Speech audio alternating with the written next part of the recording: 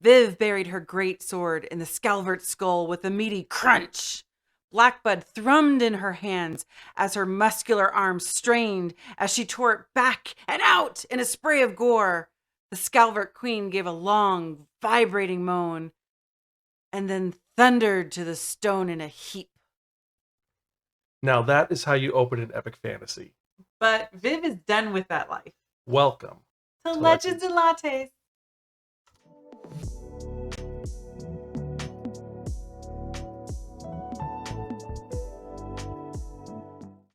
I'm Zan. I'm Gretta. And welcome to an episode of the Spiraken Book Club, where we talk about a bunch of nerdy books. And this is our 32nd installment of Project 45 by 45, where we read 45 books before I hit 45. Well, actually, it's been I read 45 books because you've only read 3. This is the third appearance of you here.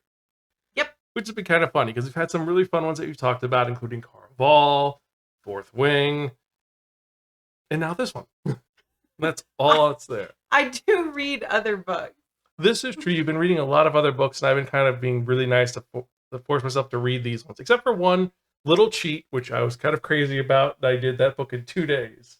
And we really need to talk about that book eventually, that book series. Maybe do a deep dive. I mean, a lot of other podcasts have been started about that one, but that's not what we're here to talk about. We're here for Legends and Lattes. This is true. We're talking about Legends and Lattes, and this was written by Travis Baldree back in 2022, and there are 4 sequels to this, including, well, you have Legends and Lattes, you have Bookstores and Bone Dust, and then, of course, Brigands and Breadsticks, and then all the little sidequels that have been released. And it's a fascinating, weird series, which is completely out of order, because this is the last one chronologically in the series, and the rest are prequels. Okay. It's kind of crazy. Like, one of them It feels like we need another one after this. Yeah, but they're all prequels. There's no sequel, which is kind of interesting. I'm good with a prequel. But it is a very fascinating story, because it's one which is a little different, because of all the stories that we've talked about so far, we've had a lot of fantasies that are set in different times. We had, like I said, Fourth Wing was set in the Academy, where all this was going on, and you had a war with another civilization.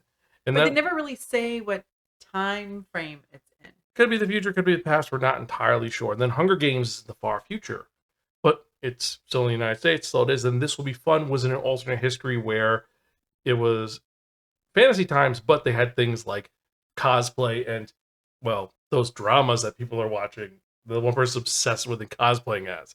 So yeah, and this is a little different. This is technically high fantasy, but it's also contemporary high fantasy. But if you like D&D, and you like coffee, you're gonna love this one. Yes, because it's something a little different. Well, let's actually talk about what this. Well, let's read the jacket copy. After a lifetime of bounties and bloodshed, Viv is hanging up her sword for the last time. The battle-weary orc aims to start fresh, opening the first ever coffee shop in the city of Thune. But rivals old and new stand in the way of success, not to mention the fact that no one has the faintest idea what coffee is. If Viv wants to put the blade behind her and make her way in reality, she won't be able to go it alone. But the true rewards of this uncharted path are the travelers you meet along the way. And whether drawn together by ancient magic, a flaky pastry, or a freshly brewed cup, they may become partners, family, and something deeper than she could ever have imagined. And that is... I need a cup of coffee. We should have had a cup of coffee. But that is... the story. The story is Viv is a orc barbarian who is pretty kick-ass, who's been spending the last several years putting her great axe, Blackblood, into people's skulls. As part of a D&D group. As part of an adventuring party. Adventuring party. Sorry. And she's doing what she can to do what she can, but now she's done. She's like, this is the last thing. We're killing this, as you heard in the prequel, with the opening. She killed the Scalvert Queen. She took one item. She said, you could have all the treasure. I just want this. And then I'm leaving. Which that leads to a problem later on because of the one item she takes. But she takes this item, moves to Thune, and she's like, okay, here's all the money I saved. I want to buy a house. Well, she wants to buy a tavern? She wants to make a tavern, so she has to buy a building and turn it into a tavern. And she picks a old stable. So it's full of horse apples. Or stalls. And also just a bunch of hay and garbage and bugs and a weird cat. But it's a really great starter placement within the city. The location is really kind of perfect. And one thing you forgot to mention is while she was adventuring, they did a lot of traveling. Mm-hmm. And amongst their travels, one of the towns that they were in had this weird bean that you would roast and grind and Turn into coffee. make coffees. And so she fell in love with coffee and then had her retirement goal. And that's her goal. I'm going to call it retirement goal. And she's young, so she retires at a young age. And she's going to do this and deal with this in this new city of Thune where they've never heard of coffee before. And she has to find help and deal with all the things that are involved in starting a business. She needs the espresso machines. She needs tables and supplies. She needs a staff. More importantly, she needs to find some friends to help her out. And she has to deal with all the fun things dealing with owning businesses, including greasing the palms of the local politicians, maybe dealing with the local crime syndicate. And it's a slice of life of her starting this business. And then maybe something happening along the way, which she did not expect. It wouldn't be an adventure story without something going awry. Some drama. Yes, this is true. And it's interesting because you have a great cast besides Viv, because Viv is this character who she's an orc. And if you're unfamiliar with what an orc is a large, giantesque / barbarian warrior with tusked teeth who are generally pretty scary.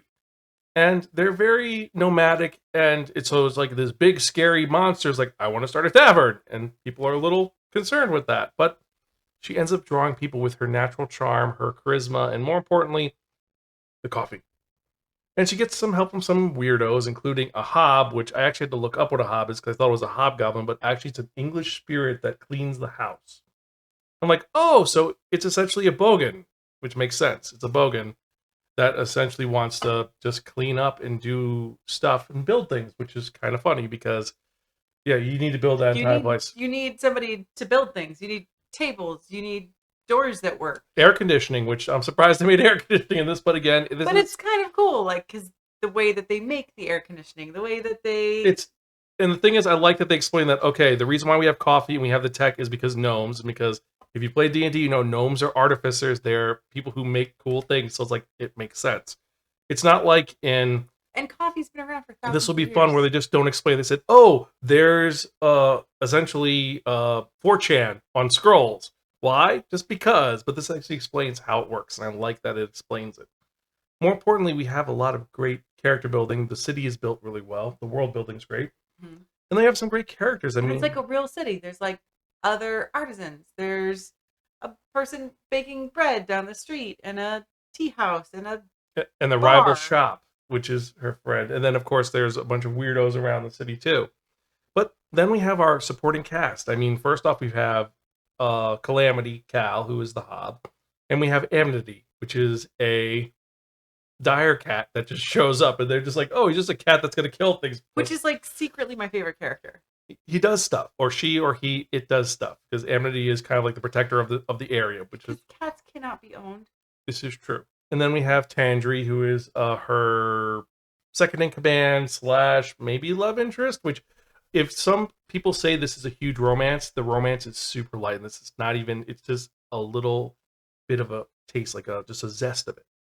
And it kind of hints at it, which I like. But she's when somebody says romance, I'm thinking like Fourth Wing. Right. You're thinking like spicy. This isn't spicy. This is like you put just like a little garnish. But Tandri is an interesting character because she is someone who's artistic and who balances out Viv's more scary personality and her more just like, this is how it works. It'll work like this. Like, I'm going to sleep here just with my sword next to me. And like, you need a bed because you're living here. No, I could sleep in my bedroll. That'll be fine. You're like, no, you need a bed. And you need I have 3 books. You need a bookshelf. Viv is very utilitarian because she's an orc. And then you have Thimble, who Thimble doesn't really talk a lot. Thimble is a weirdo who starts the shop, loves the coffee, and is willing to be paid in coffee in exchange for his baking talents. And he makes yummy, yummy food, including would you say it is a croissant? And biscotti. He makes biscottis and cinnamon rolls. And what goes well with coffee? Biscotti, cinnamon rolls, all these like baked goods.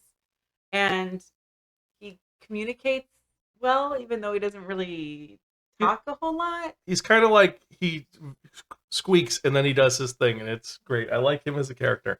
And then you have the entertainment of the shop, which is just kind of weird. He's just a weirdo who shows up. It's like, I want to play here, like most bards. And he's not even a real bard. He's like, I was a farmer, now I'm a bard. And what's he gonna play? He plays death metal just because he's like, that music's horrible. But then he gets fans because he's the long-haired, handsome farm boy who's nervous and shy, and it's like very endearing. Yeah, and then of course in the city we have the Madrigal, who is the leader of the crime syndicate that everyone's afraid of. Like, you gotta pay the Madrigal, or else something bad's gonna happen, and maybe something bad will happen, or maybe they'll come to some amicable agreement because it's coffee. But do you think that a badass, scary-looking orc is going to be Threatened. manhandled by little street urchin Well, the thing is, wannabes with little knives when she's got her big, huge battle axe? but I like that they say like it's like, yeah, you can kick our ass, but your friends can't, and your shop can't. So they kind of have a way to balance it out because it's like most great things. It's not always the strongest that wins; it's the one who's the smartest. I don't want to give anything like super spoily away because I think this was a fun one. There's some twists and turns, but it's predictable twists and turns. Yeah. But some might say you can phone a friend for some assistance. Yes, you can, and it's. I like that she has made several connections over time, which do come back to play in this story. But anyone who's ever dreamed about owning their own coffee shop or bookstore or breaking out and opening in a small town, it's adorable. It's a great, fun read, which I'm surprised. It's well written too. It's Travis Baldree, who is a voice actor first, and if you're listening to Dungeon Crawler Carl or Operation Bounce House, he's in that. But he is a great writer who he's done something really fun with this. And it's enjoyable, engaging, and more importantly, it's well written and it's fast paced. I read this in 2 days. You read it in a week. It was enjoyable. I mean, I was also doing other things within that. This is true. Don't make it sound like I'm. No, I was reading at night though. Like, well, you're like sleeping. I'm just like, I like sleep more than other people, but this is true. It is really enjoyable. It was very relaxing to watch something, to read something else. I felt like I was watching a fun movie or making new friends. I felt like I was making coffee and having pastries and listening to awful music. And the pros for this are great. The writing style that Travis Baldree crafts is understanding. It is well written. It's not too heavy with exposition. It's fun coffee light. It's just a great read. Now, some people say this is the current writing style of the age, which is the Twitter style, which is like, you need it fast, you need it quick. You can't spend too much time on a subject. It's got to be just like, you can turn your brain off. But this works. It's a lot better than a lot of the other ones I read. I like this a lot better than I like Fourth Wing. I thought it was better written than Fourth Wing because it is a third person, but Viv is a more compelling character than Scarlet. Oh, Scarlet was Carval. Sorry, mixing up characters. Carval, Scarlet, she's great. I like her too, but Viv is equally on par, and they're two different characters because Carval, Scarlet. I think like Carval, Scarlet is more like intense movie where this is like a TV show. Yeah, but longer than an episode. Miniseries. This is a fun miniseries, whereas Fourth Wing is like. No, you mean Carval. Carval is more like movie depth. Agreed. And then Fourth Wing is smut that you watch at 3 a.m. Or binge watch. It's super violent. It's that well, anyway, that's the thing for another day. Game of Thrones. No, Game of Thrones is Game of Thrones. Game of Thrones is totally different. Let's be honest. But anyway, that's a discussion. Start the comment rage now. Yes, let us know your thoughts about it. But overall, I went back and forth on this, but it's a great read. This is getting our highest rating of really, really, really cool. Read it now. It's an orc, a coffee shop, and a heartwarming story about building something worth fighting for. And it is great. And after I'm done with Project 45 by 45, I'm going to go read the rest of the series because it is that fun. What about you? Did you agree with that? 100%. I made you read it. This is true. And I think it's going to be a great read together. I got this read, you were like, I don't know if I want to read it. I don't want to read it. And because you thought this was going to be like, this is how we win the Time War. Because you're like, it's going to be like that. Like, no, it's not. Yeah, this was really fun. But It it was is, really it is fun. And if you've read this and you agree and disagree with us, you can email us at spiraken@gmail.com, zanspiraken.com, or you can leave a comment down below. And anyway, as always, if you enjoy this, remember to like, share, subscribe, and click on that bell for notification for when we release new episodes, because we have one coming out every Monday. And we've got 2 more episodes until we're at 35 or 34, and I'm excited about that because 34 is one I've been waiting to read for several years. And also, more importantly, in those 2 weeks, we're going to be at Otakon. Yay! We have 3 panels, including 2 that are fantasy-based. One is going to be about dark fantasy, and the other one is going to be about, well, fantasy recommendations for grown-ups. We got some really fun ones and some really weird ones, including one involving, well, a vending machine. Because, let's be honest, Boxo is awesome. It's kind of Zan's favorite. At least one of your favorites. It's a fun series. It's not my favorite, but it's a fun series. My favorite fantasy is a different one entirely. But, so let's get into some of the other big news. We have that going on. We have a couple of manga-related stuff happening. Also, if you want us to review that series by Matt Dinneman that everyone's talking about, which I'm very excited to talk about because we did kickstart the RPG for it, and we're probably going to be playing that soon when it comes in a year. But if you want to talk about that, let us know. Leave comments down below. And so for number 33 of Project 45 by 45, of course, we're going alphabetical, so I need to find a C author, and I found one which was a little interesting and one I've heard a lot of good things about. We're talking about The Troop by Nick Cutter. Apparently, this is The Thing mixed with Lord of the Flies. Is it going to be good? Is it going to be bad? I don't know, but Stephen King apparently it scared the hell out of him, so it might be good. You're not going to read this. I know you're not. I'm probably going to go read another chick flick book. This is true. Well, you do have Lady Tremaine, which unfortunately was this letter. So, we have a couple other ones that you're probably going to read, which are going to be a lot of fun. But we digress. So anyway, as usual, I'm Zan. I'm Greta. We're Gonzo. We'll catch you guys next time. And as always, keep reading books. We will see you later.